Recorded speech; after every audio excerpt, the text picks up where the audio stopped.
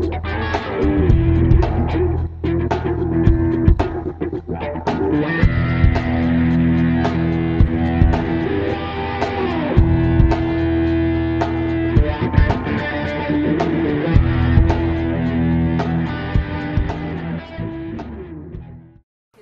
meetings.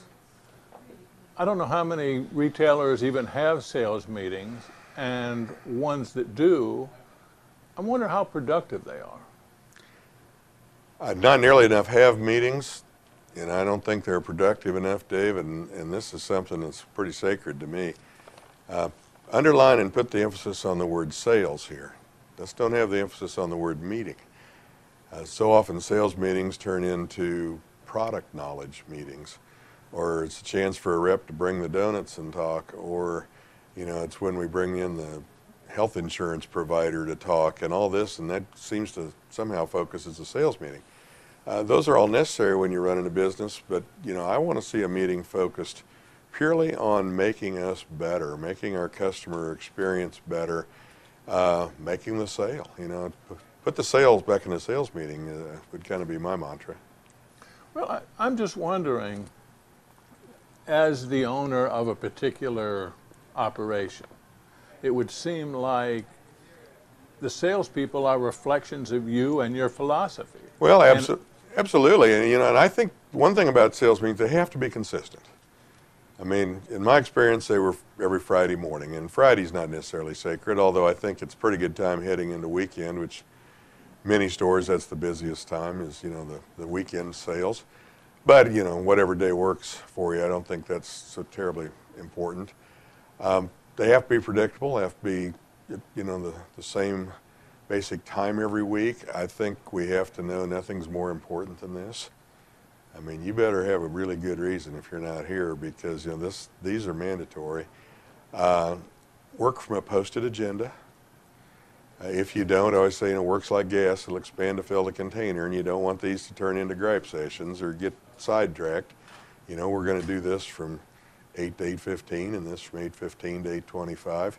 And you get a minute or two off either way. It's, we're not running trains here, but the reality is people have to know what to expect. Other suggestions I would have, first of all, let the staff control some of the meeting. And by that I mean, we would always ask before a meeting ended, we'd have one segment about 5 minutes where we would actually talk about products and applications. And ask the staff, what would you like to see covered next week? And you'll get things you would have never thought of. I mean, looking past your shoulder there, they may say, let's talk about transitions from laminate to carpet, or from laminate down to concrete floor. I don't understand, how we charge for those. It's great. You need it. This is knowledge they need to have. It's knowledge they need to have for the customer. If you asked me to name my top 10 things to talk about next week, I don't think transition strips would have probably made the list. So let them tell you what they would like the help with. I always found it important to give them exercises to do. I wanted them to sell products to us. It's a pet peeve of mine that, we don't practice in this industry. You see it once, you heard it once, and now you know it, and you go sit back down. And whether that be, three-dimensional drawings of a backsplash or a shower stall or a floor, but say, assign 2 people and say, I want you to do this backsplash. I want you 2 to work on it. You have to use 3 separate textures, 3 separate tiles, and give me a grout color and so forth, and work up an estimate for it. And then they'd come and they'd present it. This is what we picked, and this is why, and this is what we chose. And that gave everybody a chance to kind of critique each other and say, that's cool, I never thought of that. How'd you arrive at that? What's that cost? And then, of course, you get the questions going. That's when you remind them you didn't include the soap holder and so forth, which are real world omissions and real world opportunities to make a little money. You just can't do that unless you get in a controlled environment with your staff. How about role playing? You had said something about sell me this, sell me that. Is that a productive part of a sales meeting? I think it is. I'd always keep a sample or 2 underneath the table, and if we had a little extra time or toward the end, I would pull this out and hand it to somebody and say, sell this to us. And then listen to their presentation. And then when we're done, You know, tell them what they did right, tell them what they did wrong, non-threatening.